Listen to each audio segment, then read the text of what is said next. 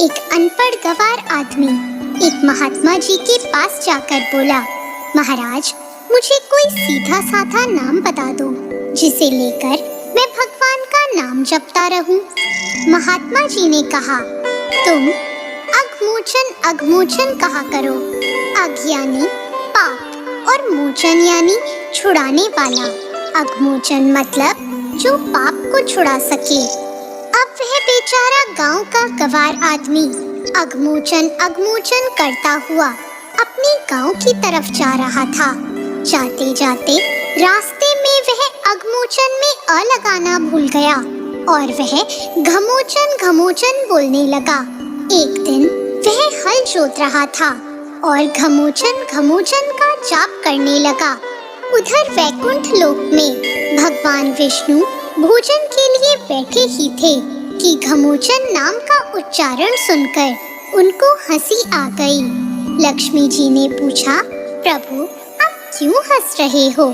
भगवान बोले, आज हमारा एक भक्त ऐसा नाम ले रहा है कि वैसा नाम तो किसी शास्त्र में भी नहीं है। उसे सुनकर मुझे हंसी आ गई है। लक्ष्मी जी बोली, प्रभु तो हम भी उसको देखेंगे और सुनेंगे कि वह कैसा भक्त है और वह कौन सा नाम ले रहा है।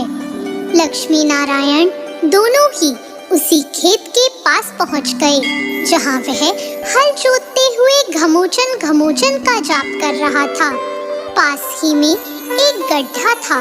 भगवान स्वयं तो वहां जाकर छिप गए और लक्ष्मी जी ने एक औरत का रूप लेकर उस भक्त के पास जाकर पूछा, अरे तू यह घमोचन घमोचन क्या बोले जा रहा है?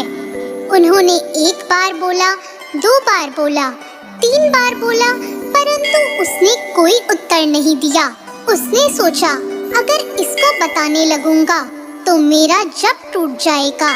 इसलिए वह घमोचन घमोचन करता रहा और उसने कोई उत्तर नहीं दिया। अब बार बार लक्ष्मी जी पूछे जा रही थी तो उसको गुस्सा आ गया। गांव का गंवार आदमी तो था ही, इसलिए बोला, जा तेरे पति का नाम ले रहा हूँ, क्या करेगी? अब तो लक्ष्मी जी डर गई कि इसने तो हमको पहचान लिया। फिर वो बोली, अरे तू जानता है कि मेरा पति कौन है और कहाँ है? जब बार बार वो पूछे जा रही थी तो वह झुंझला कर बोला, वहाँ है इस गड्ढे में, जाना है तुझे भी इस गड्ढे में। लक्ष्मी जी समझ गई कि इसने तो हमें पक्का ही पहचान लिया। वह बोली, प्रभु बाहर आ जाओ, अब छिपने से कोई फायदा नहीं है। और तब भगवान उसी गड्ढे से बाहर निकल आए और अपने उस भक्त को दर्शन दिए। वह भगवान के दर्शन पाकर खुद को धन्य महसूस कर रहा था। भगवान लक्ष्मी जी से बोले, देख लिया मेरे नाम की महिमा को? वह अघमोचन और घमोचन का भेद भले ही नहीं जानता हो, पर वह नाम तो हमारा ही जप रहा था। यह बात हम समझते हैं, जिसके कारण हमें इसे दर्शन देना पड़ा।